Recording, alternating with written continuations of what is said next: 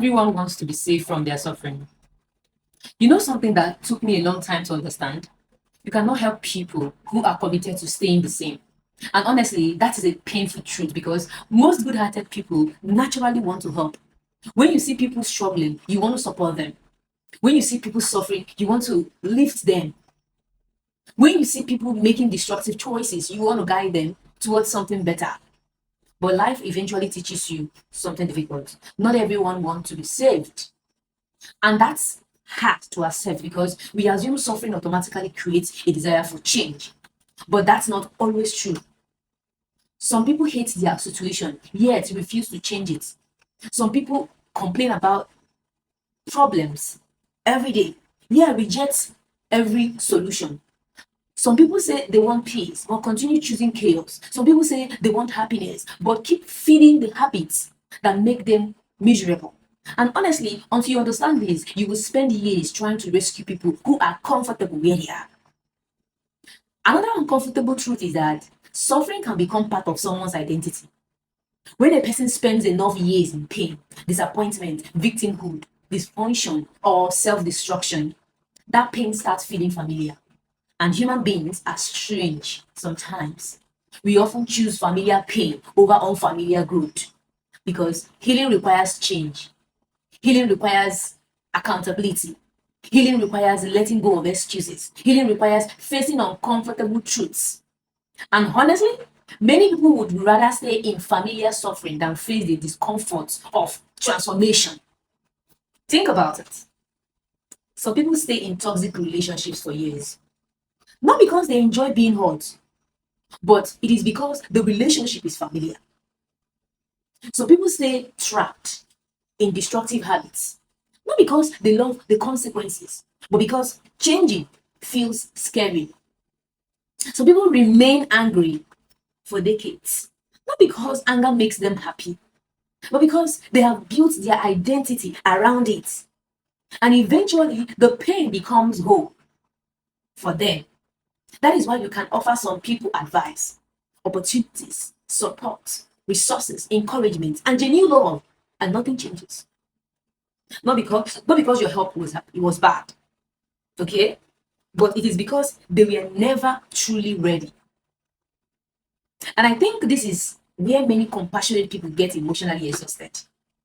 They keep trying harder, giving more, sacrificing more, explaining more, helping more, right? Believing that if they just love someone enough, they can save them. But you can't heal someone who is protecting the very thing that is hurting them. And that is a reality many people learn the hard way. Yes. Another thing people don't talk about enough is that some people benefit from their suffering. Not financially, but emotionally. Their suffering gets them attention, sympathy, excuses, protection from accountability. And before anyone gets offended, listen, this does not mean their pain is not real. Okay? The pain is real. It is real. But sometimes people become attached to the emotional rewards that come with remaining wounded. Because healing would require them to take responsibility for their next chapter. Yes. And responsibility feels heavier than blame. Blame says, this happened to me, right? Responsibility will say otherwise. Responsibility says, what am I going to do now? And honestly, not everyone is ready for that question. You know what is heartbreaking in all of these things? Watching someone repeatedly destroy their own life while knowing exactly what is happening. Yes, watching someone choose the same toxic pattern, the same destructive habits, the same unhealthy relationships, the same excuses over and over again. Yeah.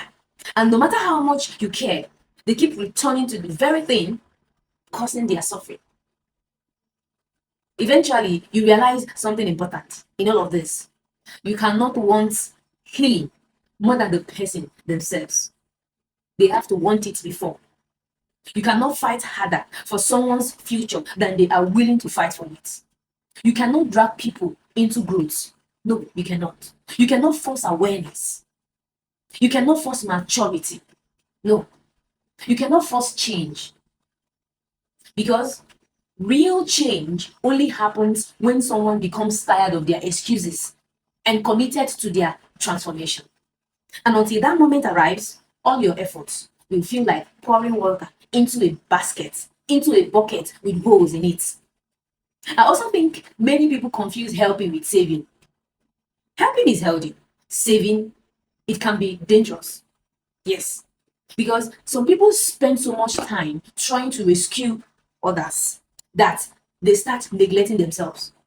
They become therapists for everyone, problem solvers for everyone, rescuers for everyone, while their own emotional health slowly collapses.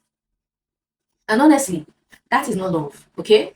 That is self abandonment disguised as compassion. And one of the most powerful lessons you can learn is understanding where your responsibility ends. You can love people, okay? Support people. Yes. You can pray for people. You can encourage people. You can guide people. You can, but you cannot do their healing for them. That part belongs to them. And sometimes the most loving thing you can do is stepping back and allow people to face the consequences of choices they refuse to change.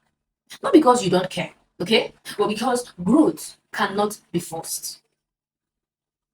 And at the end of the day, suffering teaches different lessons to different people. Okay? Some people use pain as fuel for transformation. Others use pain as permanent address. And until someone decides that they want a different life more than they want familiar suffering, nothing around them will truly change. You can open the door for someone, but you cannot make them walk through it.